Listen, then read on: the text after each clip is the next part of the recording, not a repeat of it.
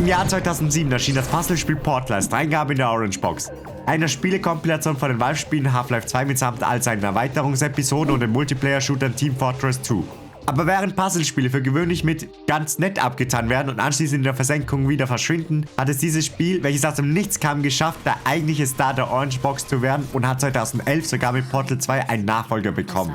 Wie eine anfängliche Gruppe von einer Handvoll Schülern unmittelbar nach ihrem Abschluss dieses Kunstwerk geschafft haben und worum es in Portal überhaupt geht, soll das Thema in diesem Video sein.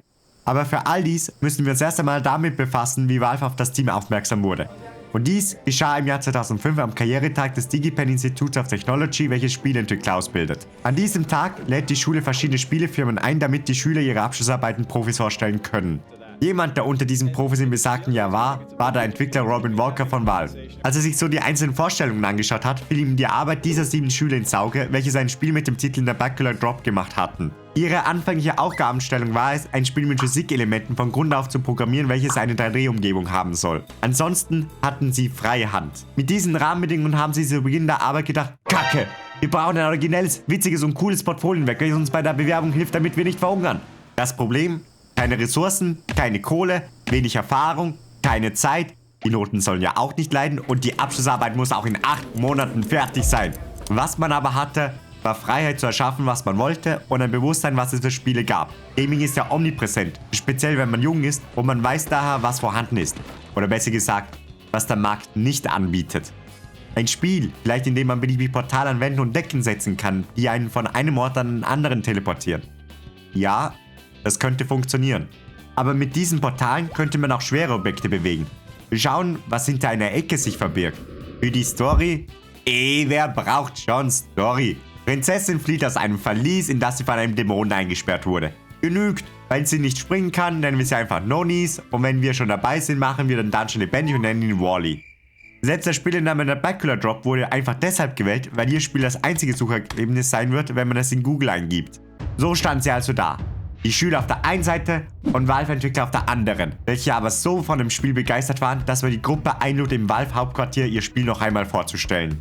Dabei ahnten sie nicht, dass unter den Zuschauern nachher Gabe Newell, der Co-Gründer von Valve, ebenfalls im Publikum sitzen wird und ebenfalls beeindruckt von der Vorstellung sein wird. So begeistert sogar, dass er ihnen an dieser Stelle allen einen Job bei Valve anbot. Was sie nämlich begeistert hat, war, dass das Team etwas Einzigartiges erschaffen hat, was die Spielindustrie so wegen finanzieller Interessen nicht von sich aus geschafft hätte. Es war innovativ und sie haben das Konzept tatsächlich bis zum Schluss durchgehalten. Gabe Newell. Die Schüler nahmen also das Angebot, obwohl einige von ihnen schon andere Anstellungen in Aussicht hatten, geschlossen an und so machte das Team ihre ersten Schritte bei Valve. Ihre erste Aufgabe bei Valve war, Nabacular Drop neu aufzulegen. Oder besser gesagt, ein Spiel ähnlich wie Nabacular Drop zu machen, denn die Rechte am Spiel lagen bei DigiPen. Das war aber egal. Die Story und das Setting wären sowieso nichts, was ein Oscar verdient hätte. Was zählt, ist die Idee. Und die Idee, dass man als Spieler mittels 2 Portalen Umgebungsrätsel löst, kann, obwohl gewisse Publisher bestimmt anderer Meinung sind, mitgenommen werden.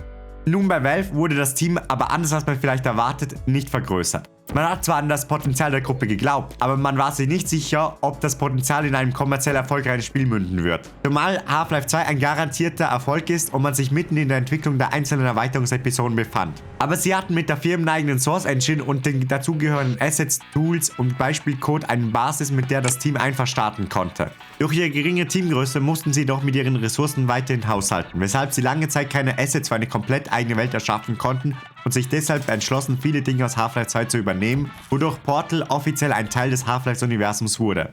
Durch einen 2007 erfolgten Leak, welcher im Zuge des Verkaufs einer nicht gelöschten Festplatte entstand, sind diese frühen Versionen erhalten und können dank Bemühungen von Fans durch diverse Mods wie Portal Prospect selber angeschaut werden. Das sind aber alles Themen für die Zukunft. Gehen wir jetzt zurück zu der Entwicklung von Portal. Man konnte zwar während der Entwicklung bei Fragen auf Experten zurückgreifen, größtenteils war man jedoch auf sich alleine und die Erfahrung, die man mit Nabacular Drop gesammelt hat, gestellt. Unter anderem, weil Puzzlespiele mit solch unkonventionellem Gameplay für gewöhnlich, selbst wenn sie von einem etablierten Publisher wie Valve kommen, keine Kassenschlager sind. Man wusste aber zum Beispiel, dass das Konzept von Portal zwar spaßig war, aber erst einmal vom Spieler gelernt werden musste. Denn Spieler dachten oft im ersten Moment, man befindet sich in einer anderen Dimension anstelle an einem anderen Ort im selben Raum wieder und dass es keine so gute Idee war, dem Spieler von Anfang an kompletten Handlungsspielraum zu geben und es nicht genügt, die einzelnen Mechaniken über Text auf dem Bildschirm zu erklären, weil dies den Spieler oft überfordert bzw. einen Text überhaupt nicht liest. Daher muss man den Spieler erst schrittweise an die jeweiligen Möglichkeiten heranführen. Deshalb geht man im Portal zuerst durch vom Spiel platzierte Portale, dass man sich selbst und den Raum, in dem man sich gerade befindet, sieht. Dann erst kann man eines der zwei Portale platzieren und erst später, wenn man das Prinzip verstanden hat, bekommt man den Zugriff auf das zweite Portal. Außerdem wurden ablenkende Objekte wie eine funkensprühende Säule entfernt, bis man schließlich bei den Testkammern angekommen ist, welche man vom fertigen Spiel her kennt. Durch die Abwesenheit störender Dinge konnte man zusätzlich die Aufmerksamkeit der Spieler auf das Wesentliche lenken. Ein Licht, welches eine Kiste anstrahlt, vorstehende Kacheln, die einen klar machen, man soll in den Abgrund springen, Geräusche von sich ausfahrenden Wänden, damit man nach oben blickt. Durch Spieletests wurde dabei geschaut, dass dieser Lernprozess A richtig durchgeführt wurde und B auch unterhaltsam ist. Immerhin ist man ja in der Unterhaltungsindustrie tätig und überforderte, gelangweilte Spieler sind keine glücklichen Spieler. Diese wöchentlichen Spieletests von Leuten, die noch nie etwas vom Portal gehört hatten, wurden bereits 2 Wochen nachdem die Gruppe bei Valve angefangen hat, zum ersten Mal durchgeführt. Zum einen, weil so die Politik von Valve war und weil man bei der Bachelor Drop viel zu spät mit dem Testen angefangen hatte und man so am Ende vor vielen Problemen gestanden ist, die man nicht mehr lösen konnte. Und zum anderen, weil Spieler zu Hause auch nur die Hilfe bekommen, welche das Spiel einem anbietet. Am schwierigsten stellte sich dabei heraus, das Portal Impulsprinzip spielerisch zu vermitteln. Für dies griffen die Entwickler auf verschiedene Signale wie eine vorstehende Kante und Audiosignale zurück und sogar die Spielkey GLaDOS erklärt das Prinzip explizit. Der Impuls, das Produkt aus Masse und Geschwindigkeit bleibt zwischen den Portalen gleich. Einfach gesagt, was schnell reingeht, kommt schnell wieder raus. Etwas, was die Entwickler sonst so gut es geht versucht haben zu vermeiden. Und als man das Konzept den Spielern endlich beigebracht hat, hat man das doppelte Schleudermanöver eingeführt. Was ebenfalls hilfreich gewesen ist, war, dass man gegen Ende hin verstärkt auf Hilfe anderer Teams zurückgreifen konnte, welche mit der Entwicklung von Half-Life 2 Episode 2 fertig wurden und so die Umgebung zu den aufgeräumten Testkammern wurden, welche man vom Spieler kennt und mit fortschreitender Spieldauer immer schwerer werden. Von der Backlog Drop wusste man auch, wie das Gameplay aussehen sollte. Linke Maustaste, um das eine Portal zu platzieren und die rechte Maustaste, um das andere zu platzieren. Ebenfalls sollte das HUD wie die Testkammern aufgeräumt sein. Die Mathematik hinter Portal bereitete aber trotzdem Wissen, welches das Team bei der Backlog Drop gesammelt hat, jedoch so einiges an Kopfzerbrechen. Wir sahen weder die Source Engine noch die Havoc Engine von sich aus vor, dass man beliebig Löcher in die Umgebung schießen konnte und dass Objekte von der einen Seite des Raums plötzlich mit einem Gegenstand auf der anderen Seite kollidieren können. Oder sie taten das so schlecht, dass Kollisionen erst mit bis zu einer halben Sekunde Verzögerung registriert wurden. Das hört sich zwar noch nicht viel an, ist aber sehr auffällig, wenn man das Spiel spielt. Gelöst wurde die schlussendlich dadurch, indem man um das Portal eine Umgebung aufbaut, die mit weniger exakten Kollisionen arbeitet. Diese Vereinfachung reduzierte die 500 Millisekunden Verzögerung auf Kosten der Genauigkeit auf 10 Millisekunden, was wie der Verlust der Genauigkeit in der Praxis jedoch nicht merklich ist. Dieser Workaround war jedoch sehr fricklich, wenn das Objekt beweglich ist. Sprich, man flog gerne als Spieler anstatt auf der sich bewegenden Plattform zu landen in das tödliche Becken darunter. Hier musste man daher einen zweiten Workaround machen, indem man den Spielercharakter für die Kollisionsberechnung mit einem dynamischen Objekt austauscht.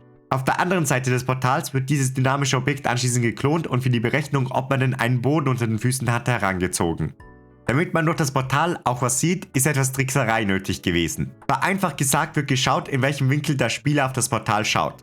Anschließend wird diese Position und die Rotation in Relation zum zweiten Portal bestimmt. Danach wird die Kamera, die das Portalbild zeigen soll, an diese Position mit der ebenfalls soeben ermittelten Rotation bewegt. Das Bild wird anschließend gerendert, wobei alle Objekte zwischen Portal und Portalausgang ausgeblendet werden und das Bild dient dann als Textur des ersten Portals und im Prinzip war es das schon. Einzig, wenn man von einem Portal das andere Portal sieht, wird um Rechenleistung zu sparen das Bild des vorhergegangenen Durchblickes bis zu 9-mal an die Stelle des letzten Portals kopiert. Damit erreicht man den Effekt des endlosen Tunnels. Während das Spiel an sich immer besser wurde, stellte sich aber eines heraus. Und zwar fragten die Spieletester immer wieder danach, auf was die Testkammern final hinarbeiten. Denn alles fühlte sich nach einem Lernprozess an. Es gab keine Bedrohung oder gar ein Versagen. Es gab nicht einmal einen Text auf dem Bildschirm, warum man das alles machte. Man ging einfach von Raum zu Raum. Nach vielen Diskussionen entschied man sich anschließend, dass die Einführung eines Antagonisten am besten wäre. Dieser, oder besser gesagt diese, könnte die Geschichte vom Spiel erzählen, Rätsel erklären und sogar das große Finale darstellen. Das Problem, auf das Team schnell stieß, war, dass sie nicht die Ressourcen für menschliche Charaktere hatten. Brauchten die doch Animationen und was weiß ich. Ein Computer wäre aber viel einfacher umzusetzen und könnte erklären, warum man im gesamten Spiel keine anderen Menschen sieht. Vielleicht ist er ja auch durchgedreht und hat alle umgebracht. Also, haben sie genau das auch gemacht? Mit GLaDOS, dem Generic Lifeform and Disk Operating System. Erich Wohlbauer wurde dafür von Valve dem Team zur Verfügung gestellt. Dieser hatte schon jahrelange Erfahrung mit der Spieleentwicklung und dabei irgendwann gelernt, dass nichts lustiger ist als ein Text-to-Speech-Programm. Weshalb er so etwas für die Roboterstimme ebenfalls verwendet hat, die daraufhin im ersten Raum ein paar Ankündigungen vorlas. Hallo und noch einmal willkommen im computergesteuerten Enrichment Center von Aperture. Wir hoffen, Ihr kurzer Aufenthalt in der Entspannungskammer war angenehm. Das Team war vor seinem lustigen und düsteren Dialog begeistert, weshalb im Anschluss für immer mehr Testkammern Aufnahmen gemacht wurden, bis irgendwann aufgefallen ist, dass diese Ankündigungen Spieler dazu motiviert haben, weiterzumachen, und darüber hinaus haben die Tester angefangen, eine Verbindung zu der Stimme aufzubauen. Sie werden gebacken und dann gibt es Kuchen. Der Rest folgte dann ganz natürlich. Die Text-to-Speech-Aufnahmen wurden durch die ähnlich klingende Roboteraufnahmen von der Synchronsprecherin Ellen McLean ersetzt. Das ganze Spiel würde in der Forschungseinrichtung Aperture Science spielen, welche mit Black Mesa aus Half-Life in Konkurrenz steht. Allerdings ist an deren Spitze die KI GLaDOS, welche zuvor alle Forscher umgebracht hat und am Ende dasselbe mit der Hauptperson vorhat. Und um sie schlussendlich zu besiegen, muss das Spiel aus den Testkammern ausbrechen, was infolge des versuchten Verbrennens geschieht. Nun, hinter den von GLaDOS kontrollierten Kammern könnte man die Hintergründe der Anlage sehen und müsse das erlernte Wissen über Portale in realen Umgebungen teils ohne explizite Hilfe anwenden, bis man schlussendlich GLaDOS in einem finalen Bosskampf besiegt. Als Belohnung bekommt man dann einen Kuchen, der von GLaDOS die ganze Zeit angeteasert wurde und von den Entwicklern deshalb ins Spiel gebracht wurde, weil man sich bei Entwicklungsbeginn gefragt hat, um was sich das Spiel drehen sollte, und Kuchen die Antwort war, welche nach 15 Minuten Schweigen in den Raum geworfen wurde. All das durften Spieler dann ab dem 9. Oktober 2007 mit dem Release der Orange Box selbst erleben. Der Entschluss, Portal in dieser Spielesammlung zu veröffentlichen, löste dann noch eines der Probleme, die das Team hatte. Wie soll man das Spiel nur an den Gamer bringen? Ein noch nie dagewesenes Puzzlespiel? Tough Sale! Aber wenn es neben Half-Life 2 sowie Episode 1 und 2 und Team Fortress 2 dabei ist, wieso nicht? Reinspielen kostet ja nichts und die Leute waren begeistert. I'm serious, this is the most fun you'll have with your PC until they invent a force feedback COD piece. Die witzigen Dialoge von GLaDOS, der Companion Cube, welcher notgedrungen von den Entwicklern eingeführt wurde, weil Tester den normalen Würfel immer zurückgelassen hatten. Die sprechenden Geschütze, welche eine Kampfkomponente bieten sollen. Die Kritzeleien an der Wand. Alles wurde von den Spielern aufgesogen und endlich parodiert.